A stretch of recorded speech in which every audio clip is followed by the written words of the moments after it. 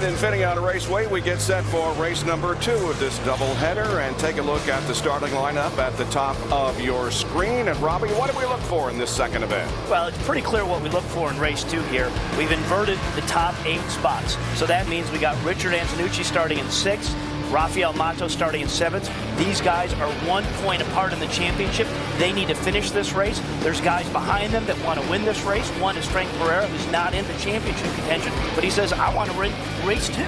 So that's what we got to watch for. Beautiful lineup of cars as they come through turn number 11, and we get set for 30 more laps of racing here at Infineon Raceway, Sonoma, California. Green flag waves, and here we go. That's Donoso grabbing the lead in that yellow and white car. Antonucci and Matos side by side as they go through one. We're on board with Rafa, and we are looking right up at Richard. They're clean, but fighting their way through. J.R. Hildebrand, there's Antonucci, Matos. On board with Rafa, they go down through corner. Oh, and a car upside down.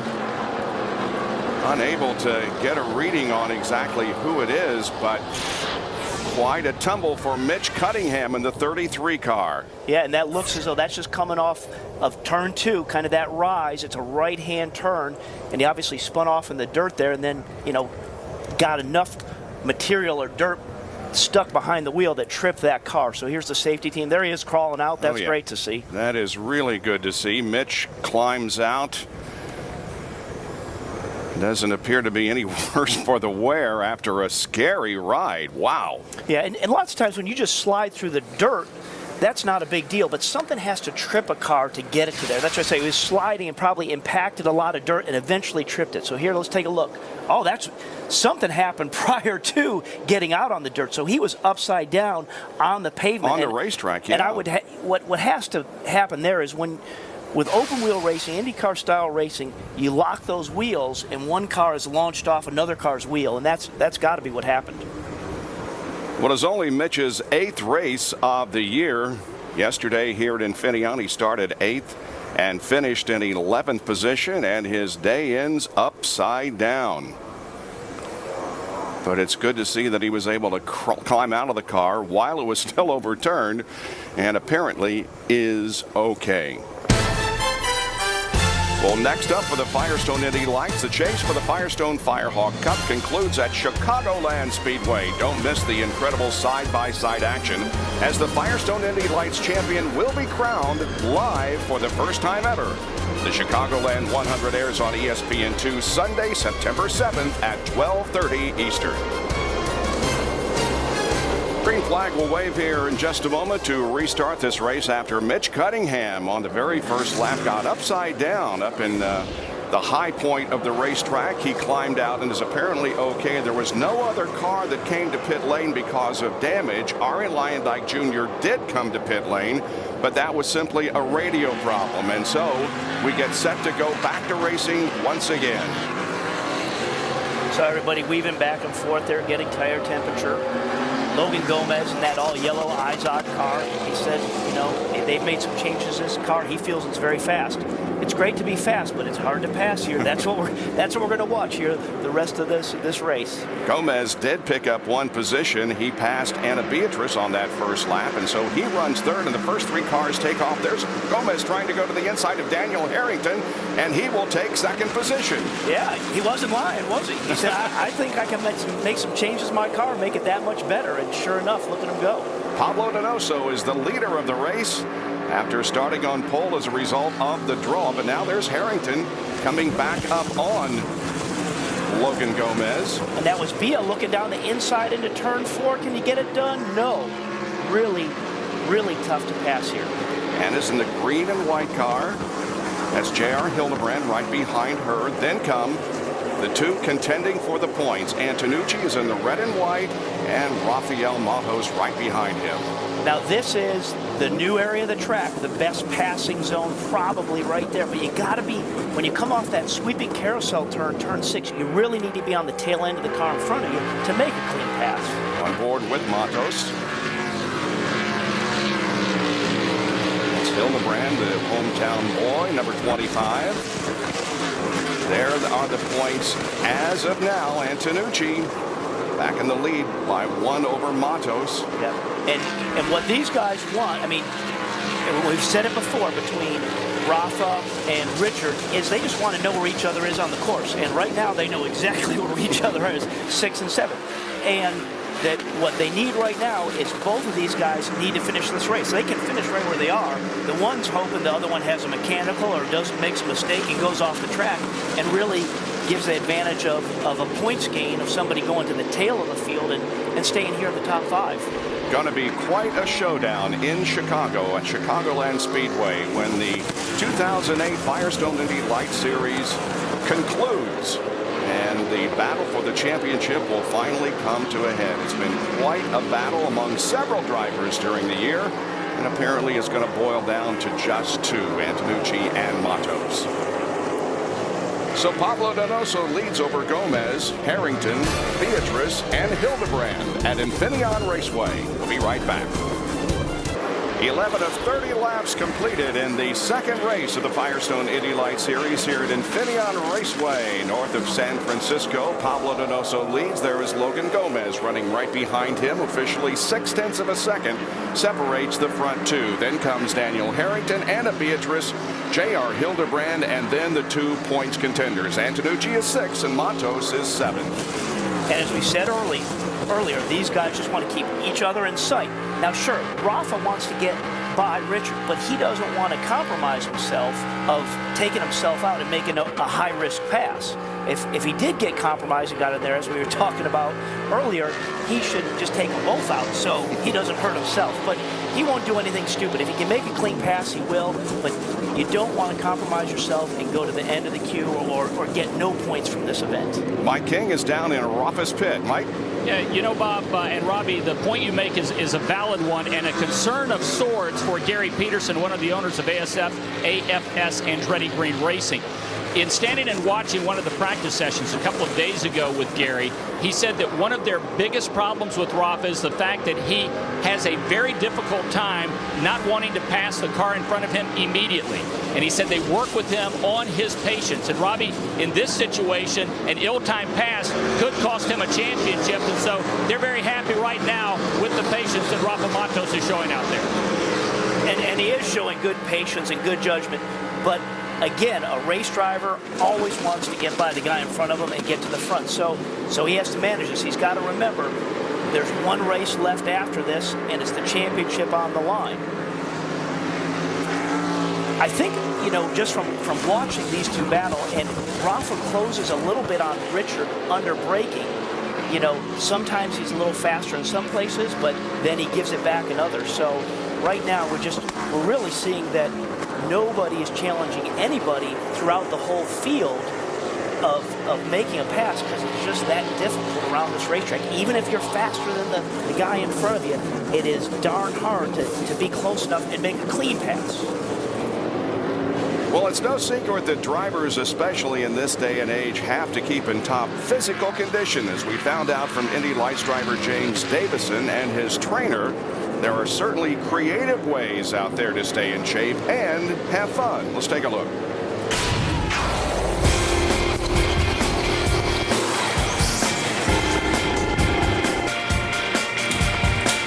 What the drivers do every day: race or workout.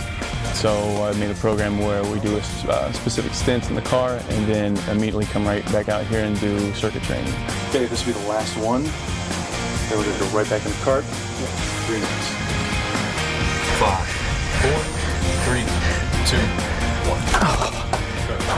1. You can't leave any stone unturned. It's such a fine line between making it and not.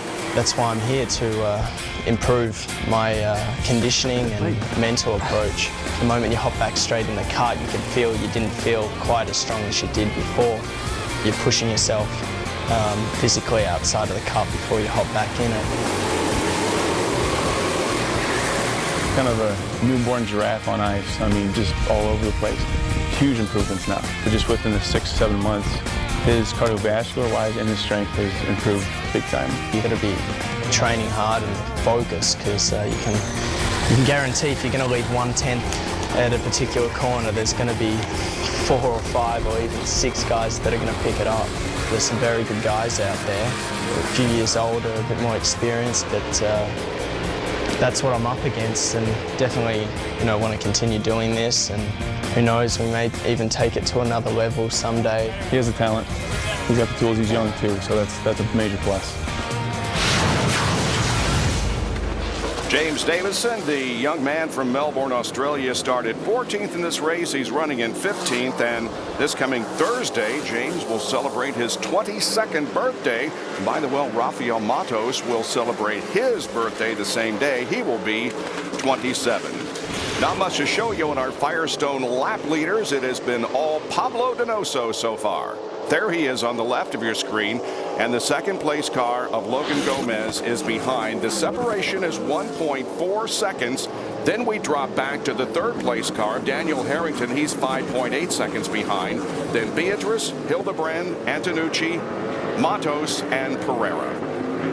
And we see that Carrera is really closed in right there on the back of Rafa Matos. And I think that's kind of an interesting to keep an eye on right now is, if Carrera has an opportunity to get by Rafa, then Rafa's going to be pretty upset by that because that's gapping him. But I think there's enough respect from Frank Carrera, knowing what these guys are battling, that he won't do that. That's us up here looking at it. There's a different feel as a driver with the helmet on and what you got to do out there. But again, it would appear that Rafa is showing great restraint in staying where he is and not taking any chances of knocking himself or his competitor in the points championship, Antonucci, out of the race. Yeah, and right back there, just going back, as you saw smoke coming from those cars, that's no concerns. What that is there's a big compression in that turn one, and the cars bottom out, and that's just smoke coming from the under trays of these cars. So there's not an oil leak or anything going on with those guys. Less than 9 laps to go in this second race here at Infineon Raceway. Down through the carousel and onto the drag strip. Meanwhile, those up front are at the end of the drag strip and in turn number 7. But right now, Donoso has a rather comfortable lead. At one point, 10 laps ago or so,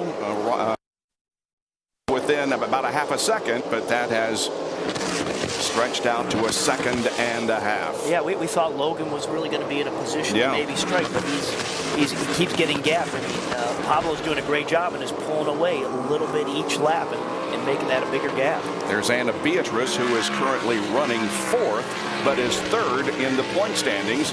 And right behind her, there's J.R. Hildebrand, who is running in 5th position and is 4th in the point standings, 72 behind. No question, the inversion from race 1 to race 2 of the 8 spots has created some opportunity for those second half of that field. Yep. Donoso leads. We'll be back with more from Infineon Raceway in just a moment. Stay with us. Welcome back to Infineon Raceway, where Pablo Donoso continues to lead, but that isn't the story that's developed in the last few laps. Look at this. Turn 9, there's Antonucci blocking, and where do you go, Rafa? He goes through the dirt, so here they are side by side. Antonucci definitely blocked Rafa from coming in here. Watch him go to the inside. Here we're going to turn 9. He comes alongside. You can't get 2 cars through here. What are you thinking? Go through the dirt. But now, watch this. Rafa's going to repay the favor to Antonucci. There it is. Hello. and pushes him on. Now we heard maybe that now Antonucci, I love watching that. Unbelievable. But Antonucci now maybe has a little bit of a gearbox problem, or that's a professional punt. Yes, no kidding. Man. No doubt about it. Well, all of this has moved Matos to 6th and Antonucci to 7th, and it has given Matos a 3-point advantage in the point standings. There you go. And we're looking at Antonucci there. We were getting on a radio that maybe he had punctured a tire, but it didn't look like it. Well, in any case, there is 1 lap to go. Pablo Donoso, there he is, has already taken the white flag. 1 more lap on this 2.3-mile road course. Running second is Logan Gomez, but he is 2.3 seconds behind. Then comes Anna Beatrice. She's going to have a good finish if she can continue on this lap. And then J.R. Hildebrand running in 4th spot. And then back of that, it's Carrera, who of course got by both Matos and Antonucci during that little skirmish. Antonucci followed by, there's Rafa, who is running in 6th.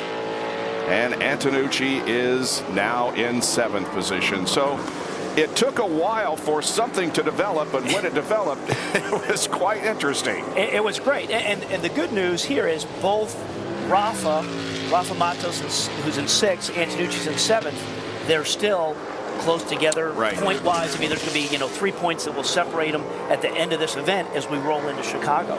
Boy, what a race that event in Chicagoland is going to be. What we just saw between those two championship contenders is that's hardball, professional. That's some great racing. Pablo Donoso crosses the start-finish line and wins race number 2 here at Infineon. And he becomes our 8th winner of the year. And we're going to be back to talk with him and more about this on-track incident between Matos and Antonucci in a moment. The Firestone IndyLights series on ESPN2 is brought to you by Firestone, the first name in Indy racing. Second race here at Infineon, won by Pablo Donoso. Logan Gomez finishes 2nd, Beatrice 3rd, Hildebrand 4th, and Carrera 5th. 6 through 10, Matos, Antonucci, Harrington, Guthrie, and Klein. The young man who drove last year in Silver Crown competition for A.J. Foyt has won here at Infineon. Let's go down to our Firestone victory lane and Mike King. Pablo Donoso anxious to get out of this race car. He kisses victory lane here as he gets his first win in the Firestone IndyLights series. Pablo, congratulations. A dominating win. You lead every lap from the pole. Yeah, this race was great, It's my second victory in this place. It's my second victory in USA. I won here in 2005. I love this place. Infineon is the best place for me, so I'm pretty happy. I'm pretty happy for my family. My family helped me all my life. They are the most important thing for me. Team Buhl Racing gave me an awesome car. We did a good job, so it's our first victory, so next year is going to be good for us, guys. Former IndyCar Series driver Eliseo Salazar brought this man here to win. He has done just that. That is Pablo Donoso. Bob? And he is our 9th different winner in 2009. Let's take a look at the point standings. Rafael Matos has a 3-point advantage on Antonucci. As we head for Chicagoland, Anna Beatrice is 3rd in the point standings. J.R. Hildebrand is 4th, and Ari Leindyke Jr. is 5th in the point standings as we go to the final race at Chicagoland. Down to Mike King once again.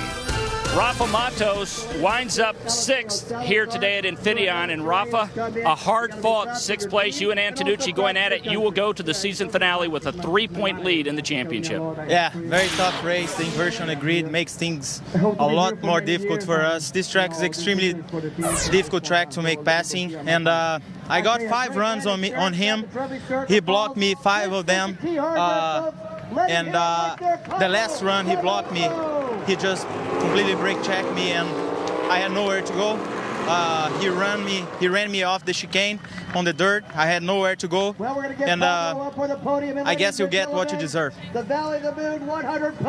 So words between Rafa Matos and Richard Antonucci following this one, and some hard feelings perhaps that are going to be carried into Chicagoland Speedway for the Firestone IndyLights series finale. It was indeed an interesting race. Up front, not much action, but boy, we sure saw Matos and Antonucci have an interesting on-track skirmish. That's going to conclude our activity from Infineon. Again, the Chicagoland 100 will be live on ESPN2 Sunday, September 7th at 12:30 Eastern. For Robbie, Buhl, and Mike King, I'm Bob Jenkins.